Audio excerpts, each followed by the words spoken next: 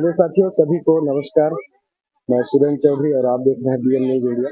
अभी भारतीय जनता पार्टी छत्तीसगढ़ राज्य सरकार की योजनाओं को लेकर के ग्राम मधला में आज जो शिविर का आयोजन किया गया, यहाँ पर कई भारतीय जनता पार्टी के पदाधिकारी एवं जनपद जिला के यहाँ पर पदाधिकारी यहाँ पर उपस्थित हैं। हम उनसे बात करना चाहेंगे कि आज का जो इस शिविर का जो उद्देश्य है वो किस चीज को लेकर के यहाँ पर आज कार्यक्रम पूरा कर गया। आज का ये शिविर हमारा संकल्प विकसित संकल्प यात्रा के तहत माननीय देश के यशस्वी प्रधानमंत्री नरेंद्र मोदी जी का जो सपना है कि भारत में 2047 तक हम इस भारत को विकसित राष्ट्र बनाने की जो परिकल्पना है, उस परिकल्पना को लेकर के पूरे उनके जो केंद्र सरकार की योजनाओं को जन जन तक चल चरित्र आउटरीच के माध्यम से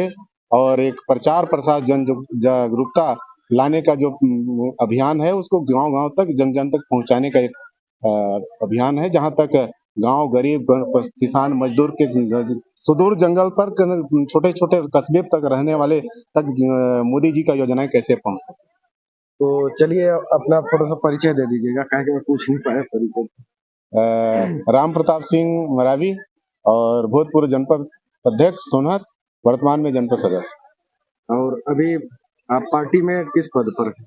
अभी पार्टी में कोरिया जिला के अनुसूचित जनजाति मोर्चे के जिले के अध्यक्ष जी। और जैसे यहाँ पर जिस प्रकार से पूरे ब्लॉक में, अभी सोनहत ब्लॉक में शिविर का आयोजन हो रहा है, तो आपको लोगों का किस प्रकार से समर्थन मिल रहा है? यहाँ पर कार्यक्रमों में लोगों का समर्थन इस शिविर में मिल रहा है कि माननीय मोदी जी का जो अटल आवास है, आयुष्मान भारत है, चाहे बीमा की बात हो, चाहे पोषण सुरक्षा की बात हो, चाहे अन्नपूर्णा योजना की बात हो, सभी योजनाओं का भरपूर उन्होंने जो योजनाओं प्रसार किया है उसका लोगों को लाभ मिल रहा है और बढ़ चढ़ के लोग भागीदारी निभा रहे हैं और जिनको जिनको इस योजनाओं का लाभ मिला उन्होंने अपना अनुभव भी शेयर कर रहे हैं, चाहे बिहान योजना हो चाहे सभी योजनाओं का ही। तो आप अपने जनपद सदस्य होने के नाते अपने क्षेत्र की जनता के लिए किस प्रकार से योजनाओं का लाभ पहुंचाने का काम कर रहे हैं? अपने क्षेत्र के जनपद सदस्य होने के नाते और इस सोनहत क्षेत्र में जितने भी चाहे केंद्र सरकार की योजना हो चाहे राज्य सरकार की योजना हो, हम चाह रहे हैं कि जन जन तक उसका अच्छा से प्रचार प्रसार हो और लोगों को हम लोग अच्छा से अच्छा उनका लाभ दिला सकें, ताकि छत्तीसगढ़ में भारतीय जनता पार्टी पर लोगों ने विश्वास जताया है, तो निश्चित रूप से डबल इंजन की सरकार में हम खरे उतरे, उसका पूरा प्रयास कर रहे हैं। चलिए, बहुत बहुत धन्यवाद।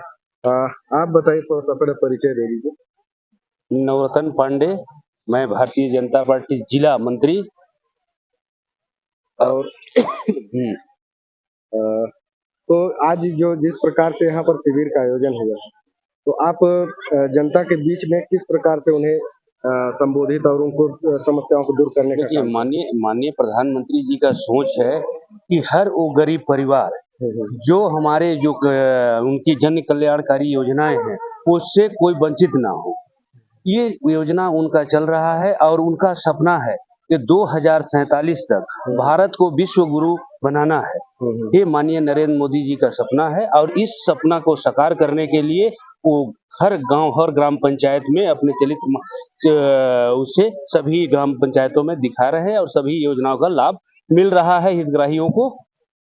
जी जी जी, आप बताइए, थोड़ा सा परिचय दीजिए। मैं सुशीला राजवाड़े, मंडल उपाध्यक्ष हूँ। तो अभी जैसे जिस प्रकार से शिविर का आयोजन हो रहा है जी, आप लोगों के बीच में किस प्रकार से अपने बातों पर रखने का काम कर रहे हैं? मैं उन्हें बताती हूँ कि जैसे अभी उज्ज्वला योजना है, वैसे तो बहुत लोगों को लाभ मिल चुका है और जिनको नहीं मिला है, ठीक है, तो यहाँ पर स्टॉल में आते हैं गैस एजेंसी वाले, तो उनसे निवेदन करते हैं कि आप जिनको नहीं मिला है वो उनका लाभ ले सकते हैं, आवेदन कर सकते हैं, चाहे वो राशन कार्ड के लिए हो या फिर शौचालय के या जो भी वंचित है जिस भी योजना के लिए उसका लाभ ले सकते हैं। तो महिला सशक्तिकरण के लिए आप क्या काम कर रहे हैं?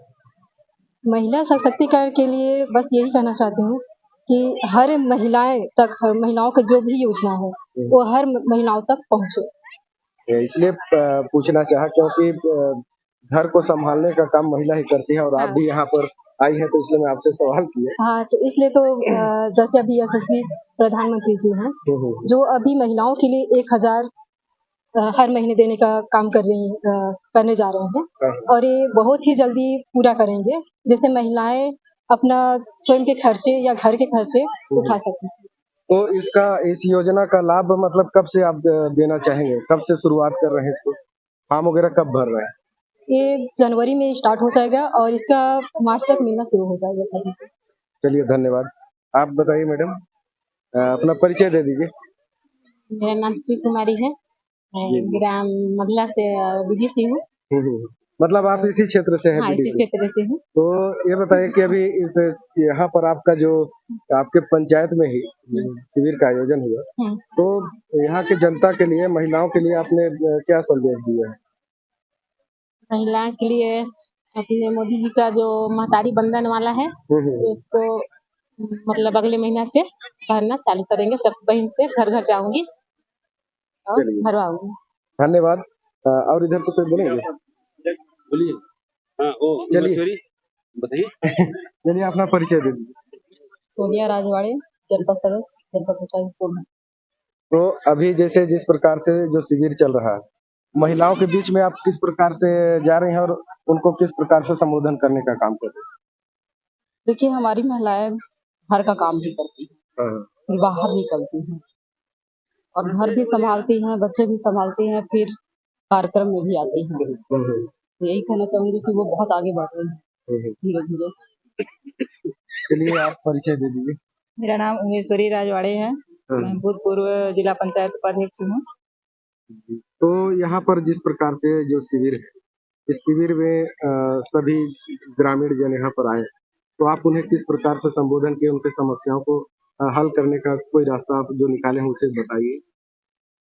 यहाँ समस्या का अधिक से अधिक आया है आपका पेंशन का, राशन कार्ड का, कि हमको जो राज्य से 2 रुपए किलो चावल मिलना चाहिए, अधिक जो पात्रता है उनको भी नहीं मिल पाई है, उनको 10 रुपए किलो चावल मिल रहा है ना। उस शिविर के माध्यम से हम बताए हैं कि यहाँ खाद्य विभाग के अधिकारी उपस्थित हैं, उनको फॉर्म भरवा के जमा करवा देते हैं। इसके बाद उनको 2 रुपए किलो चावल देने की प्राथमिकता दिया जाए।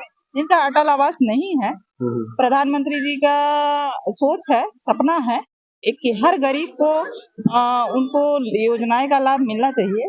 उसके अनुसार हर पंचायत में शिविर लगवा रहे हैं और उनकी समस्या का समाधान करवा रहे हैं। तो ये जैसे प्रधानमंत्री आवास योजना है, इस योजना का जैसे पेंडिंग जो पड़ा हुआ है, पिछले जो कांग्रेस सरकार था, यहाँ पर कुछ हद तक नहीं, बहुत हद तक मतलब आवास पेंडिंग है, तो आप इस योजना को किस प्रकार से सफल करने जा रही हैं, इसको बताइए। यहाँ अभी हमारी सरकार बनी है, विष्णुदेव साय जी अभी नए मुख्यमंत्री बने हैं, 13 तारीख को हमारी सरकार बनी। 14 को अपन सरकार ने बजट में अनुपूरक जो बजट होता है उसे पेश कर दिए हैं, 14 लाख किसानों का पीएम आवास का। उसमें आने वाले समय में अगले महीने से चालू हो जाएगा। चलिए, बहुत बहुत धन्यवाद। जो गरीब मजदूर जो पड़े हुए थे, जिनके लिए रहने का घर नहीं था, यदि आप इस योजना को तत्काल चालू करते हैं, उनके लिए अमृत के समान होगा। इसके लिए हम आप सभी को बहुत बहुत धन्यवाद देता हूं। और थोड़ा सा आप बताइए, अपना परिचय दे दीजिए। प्रकाश राजवाड़े, निवास ग्राम कैलाशपुर है। मैं ओबीसी मोर्चा का भारतीय जनता पार्टी में मंडल अध्यक्ष हूँ। तो युवाओं के लिए आप क्या करना चाह रहे हैं?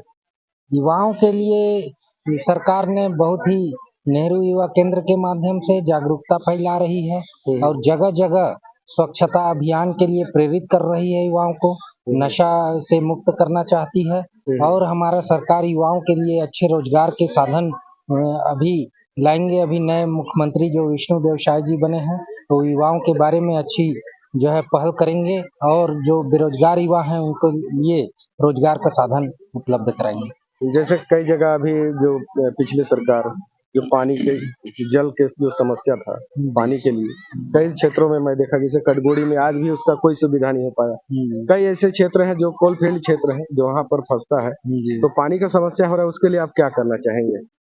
हमारी जो विधायक हैं रेणुका सिंह जी, इसके बारे में उन्होंने घोषणा किया है कि कटघोड़ी में आने वाले समय में हम उसके लिए विशेष पहल करेंगे और डैम के माध्यम से वहां से पानी सप्लाई करके, है ना, कटघोड़ी के प्रत्येक घर में जल जीवन मिशन के माध्यम से, पाइपलाइन के माध्यम से प्रत्येक घर को पानी पहुंचाने का काम करेंगे। चलिए, बहुत बहुत धन्यवाद। आप बताइए, परिचय दे दीजिए। मैं सत्येंद्र कुमार शर्मा, भारतीय जनता पार्टी का एक कार्यकर्ता हूँ, ग्राम कसगांव का निवासी हूँ।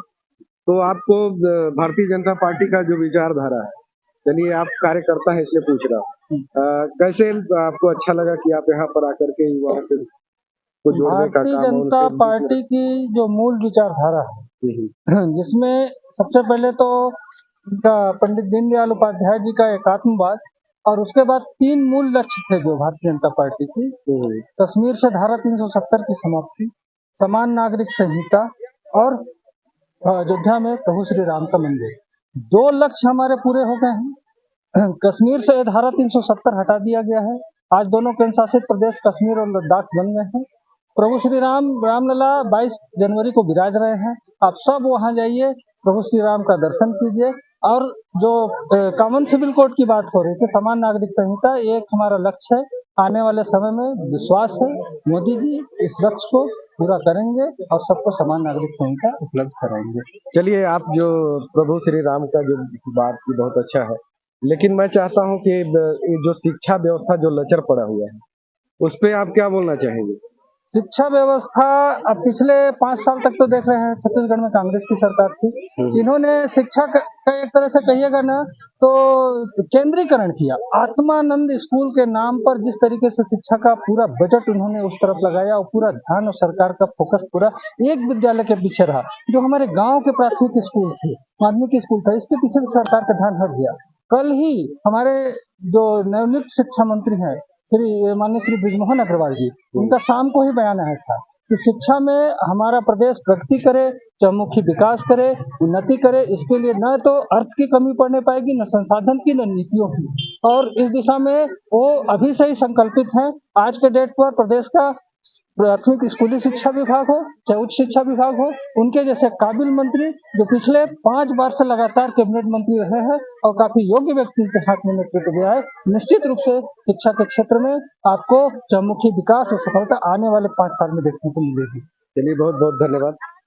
मैं ये बोल रहा था, जैसे जो शिक्षा का व्यवस्था है, मैं बात की अभी, तो जिस प्रकार से आप देखते आ रहे हैं, कई वर्षों से शिक्षा का स्तर दिन पर दिन गिरता जा रहा है और यहाँ पर जो सरकारी स्कूलों को हालत खराब और निजी स्कूलों का स्थिति बहुत अच्छा सुधार होते जा रहा है। तो इसमें आप, इसके लिए आप क्या करना चाहेंगे? इस भारतीय जनता पार्टी इसके लिए क्या विचार की? भारतीय जनता पार्टी आज यशस्वी मुख्यमंत्री आदरणीय विष्णुदेव साय जी बहुत ही गंभीर व्यक्ति हैं और छत्तीसगढ़ के गंभीर सोच वाले की आवश्यकता है हमें।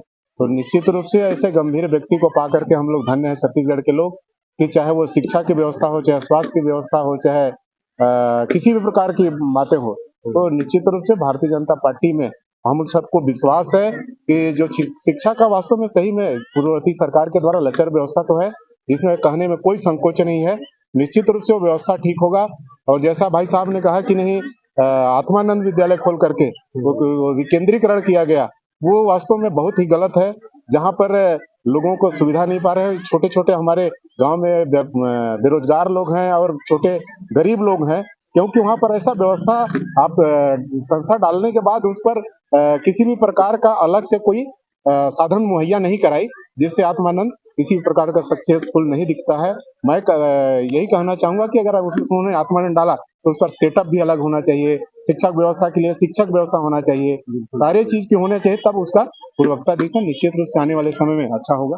तो वहाँ पर जिस प्रकार से आत्मानंद स्कूल में जैसे वहाँ पर जो बच्चों के लिए एडमिशन जो हुआ, एडमिशन को लेकर के जैसे हम लोगों ने वहाँ पर देखा, बात किया, तो मेरे को सबसे ज्यादा वहाँ पर कमी ये नजर आया कि जो गरीब बच्चों के लिए जो उच्च शिक्षा का व्यवस्था किया गया था, लेकिन वहाँ गरीब के बच्चे 0 मिले और अधिकतम मतलब कर्मचारी और अमीर के ही बच्चे वहाँ पर हुए। नहीं, तो आप इस पे क्या सुधार करेंगे इसको? नहीं, वास्तव में आपने अच्छा कहा कि वहाँ पर गरीब बच्चे कम मिले, गरीब परिवार के बच्चे कम मिले, वास्तव में सच्चाई है। ये गरीब परिवार के बच्चे इसलिए कम मिले क्योंकि वहां पर का जो प्रतिदिन 2 दिन 4 दिन का जो ड्रेस का अलग अलग परिवर्तन है, वो गरीब परिवार 4 से 6 सेट ड्रेस नहीं खरीद सकता है। वास्तव में सही बात है कि गरीब बच्चे को एक सेट ड्रेस में पूरे साल भर चलाना पड़ता है। इस वजह से वहां पर गरीब बच्चे नहीं दिखे और वास्तव में जो लचर व्यवस्था है उसको हमारी सरकार ने गंभीर है और उसको शिक्षा व्यवस्था को अच्छा ठीक करेंगे, दुरुस्त करेंगे। और माननीय मोदी जी ने एक अच्छा पहल कर रहे हैं कि हमारे देश में जो डॉक्टर इंजीनियर बनते हैं इंग्लिश मीडियम के माध्यम से, तो उन्होंने एक अच्छा सोच रखी है कि आने वाले समय में हिंदी पढ़ने वाला भी व्यक्ति डॉक्टर बनेगा, हिंदी पढ़ने वाला भी इंजीनियर बनेगा, तो निश्चित रूप से हमारे इस संस्कृति के आधार पर हिंदी का महत्व बढ़ेगा। चलिए, बहुत बहुत धन्यवाद। आप सबसे बात करके अच्छा लगा और आप सभी का जो विचार और जो शिक्षा को लेकर के जो बात हुआ, सभी को उम्मीद है कि कुछ न कुछ और कहीं न कहीं बेहतर होने जाएगा। तो चलिए बोलिए। शिक्षा को लेकर के जैसा आप बोल रहे हैं, केंद्र सरकार देखिए पूरे भारत की शिक्षा के लिए गंभीर है। आपने पिछले बजट में देखा होगा प्रधानमंत्री जी ने पीएम श्री स्कूल का प्रावधान किया है। हमारे ब्लॉक में भी 2 स्कूल प्रस्तावित हैं सोनभद्र ब्लॉक में और निकट भविष्य में आपको पीएम श्री इंग्लिश मीडियम की जो स्कूलें हैं ये खुलेंगी। उसके बाद देखिएगा आपको काफी अंतर दिखेगा और ये सीबीएसई पाठ्यक्रम पर आधारित संचालित होंगी ये स्कूलें और पूरे देश में इनका सेटअप खुलना है और इस दिशा में काम चल रहा है। चलिए, मैं कहता हूँ अच्छी बात है आपका जो चलाने का है, जो शिक्षा व्यवस्था को सुधारने की बात है, तो मैं कहता हूँ नाम ना बदला जाए, उसी को बेहतर किया जाए। मेरा ये कहना है बेहतर करें ताकि आने वाले भविष्य और बच्चों के लिए भी अच्छा हो और लोग भी परेशान ना हो। और जिस प्रकार से जो एडमिशन को लेकर के मैं पूछा, यहाँ पर गरीब के बच्चों का एडमिशन नहीं हुआ है। यहाँ पर जो चीट निकलता है तो ये चीट में भी खेल होता है और ये खेल ना हो, मैं ये कहता हूँ। देखिए, नाम बड़ा की काम आपने भी सुना होगा। नाम से कुछ नहीं होता, आपके बात से मैं बिल्कुल सहमत हूँ। नाम चाहे आत्मानंद का हो, भी एक संत थे, चाहे किसी परमात्मानंद का हो, चाहे किसी भी नाम से हो, काम वहाँ 1 नंबर का होना चाहिए। यदि 1 नंबर का काम होगा तो उसका परिणाम 1 नंबर का आएगा, जनता संतुष्ट रहेगी। और रहा सवाल आपका एडमिशन जो बोल रहे हैं, तो पिछली जो सरकार थी, ये पिछली सरकार में इतना दबाव में ये डिपार्टमेंट पूरा काम कर। चलिए साथियों, आप सबसे बात करके बहुत अच्छा लगा और लोगों के बीच में जो जन जन जा करके जो शिविर के माध्यम से भारतीय जनता पार्टी जो अपने संदेश को पहुंचाने का और लोगों की समस्याओं को हल करने का जो काम कर रही है, कहीं न कहीं लोगों के लिए लाभान्वित होगा। तो चलिए, सभी को बहुत बहुत धन्यवाद। आप सभी को बहुत बहुत शुभकामनाएं। चलिए।